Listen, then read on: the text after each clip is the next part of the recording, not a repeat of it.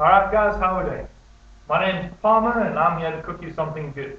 First things first, let's get the ingredients down. We're cooking an Irish beef stew.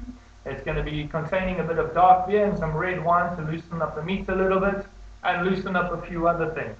Alright, starting ingredients, you're going to need a quarter cup of olive oil. You're going to need 1¼ pounds of marbled beef, which means the beef has some nice layers of fat on the inside of it. Don't worry about the fat, don't trim it off, that's all going to boil away. We'll take it out at the end of the session and you'll have some nice meat there. That beef needs to be quartered or cut into 1-inch pieces, 1-inch size pieces. Along with that, you're going to put 6 cloves of garlic. Fresh garlic is best to use in this instance, otherwise you can use 2 tablespoons of dried crushed garlic. 6 cups of beef stock or canned beef broth. Now in some markets, superstores, you can buy beef broth already in a can. You just open it up and pour it straight in. Other times you can buy the stock cubes and make it yourself, adding 6 cups of water. Not a hard thing to do. Another easy one for you is a cup of Guinness beer. You don't have to use Guinness. You can use any dark beer as long as it's just 1 cup that goes in there. What you do with the rest of the can is up to you. Now, 1 glass of red wine or 1 cup. Remembering the measurement for cup is a small tea-sized cup, not a big coffee cup, and not a glass wine like that. So 1 cup of red wine is just a little bit more than 250 milliliters, which is about 8 or 10 ounces if I remember correctly. Now, 2 tablespoons of tomato paste, or otherwise known as tomato puree. Now that normally comes in a very small can. You can just throw the whole can inside it, not the actual tin, but what the contents of. That is going to be your tomato puree or tomato paste. 1 tablespoon of sugar, white sugar or brown sugar, that's not a problem, whichever one you want to use. That is to loosen up the acidity of the tomato puree. Alright, and other things that we put inside there, like the garlic.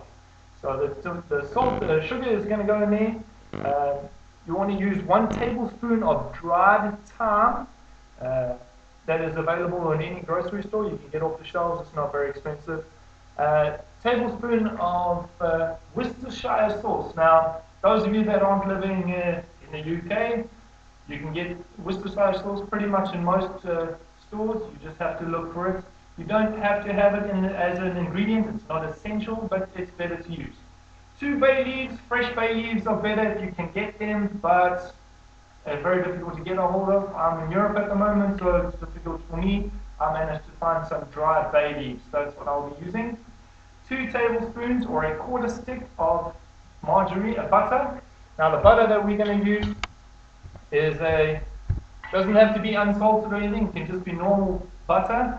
That you'll find out what you're going to do with later.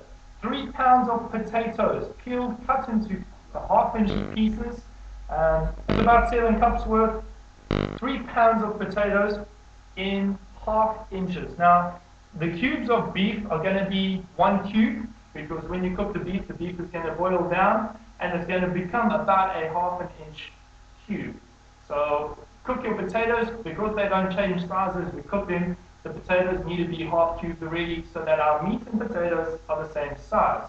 Alright, 1 large onion. A little remedy for burning your eyes with the onion is chew some gum while you're cooking with onions. That'll help with the burning of your eyes. Now, remember, I've got an old bread knife that's been made sharp. The thinner the blade is, the better for the cutting of the onions and the vegetables. Next thing is 2 cups of peeled carrots. 2 cups of peeled carrots. You can just dice them up into small cubes, doesn't really matter the size. You're going to need some salt and some pepper for your own seasoning tastes, your preference, and 2 tablespoons of freshly cut parsley.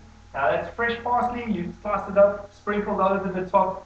That's going to be when you serve it. You don't cook with the parsley, it just goes on the top and it looks really pretty and tastes good. Anything than that will be explained to you in the rest of this video. Thanks.